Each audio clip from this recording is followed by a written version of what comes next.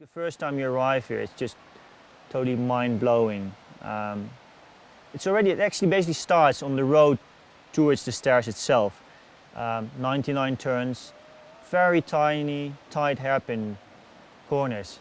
And then once you start to reach the top, the stairs start to appear, and they're so significant, they're so big and steep, you really can't miss it.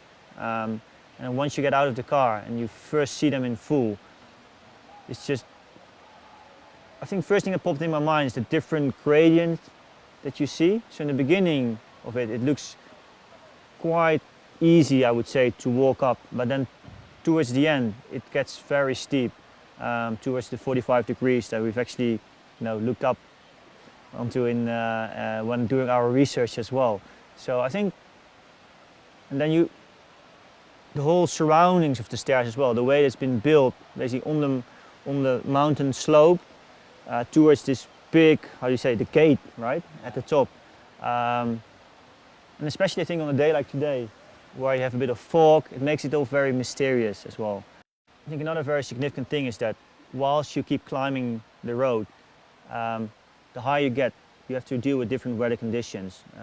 It's more humid up here, so the surface gets a lot slipperier than when you're all the way at the bottom.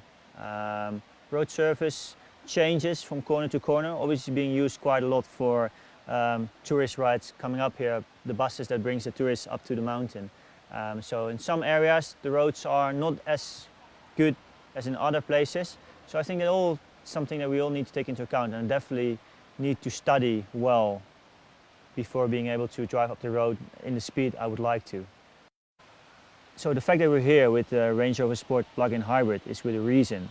As I know from my job racing for the Jaguar Formula E team, electric motors deliver instant torque, and especially accelerating out of these very tight hairpin turns, it's just going to give you that extra boost needed to immediately get back up to speed again. Well, actually I see the challenge in three parts. So first of all, for me the challenge is to drive the 99 corners, hairpin turns, as fast as possible. Then actually once we reach here, the first part of the challenge up here, the first part of the steps basically, to get up to the platform with the drum, it's all about agility, I would say, about maneuvering the car in a very tiny and narrow space. Testing the car as well, because we're going to drive up the first part of the stairs in a sideways angle as well. So it will really test the ability, not just of me, but also of the car, I would say. So that's for me the second part of the challenge, and we have to reverse certain areas. And then once we reach, obviously here, the main stairs, it will come back also to a part of my job, which is speed. Because obviously, as you can see, the first part of the stairs are relatively okay in terms of incline, but then once you reach the top, you're going to get a much bigger slope gradient. So we'll need a lot of speed once we reach that point to be able to climb up all the way to the top.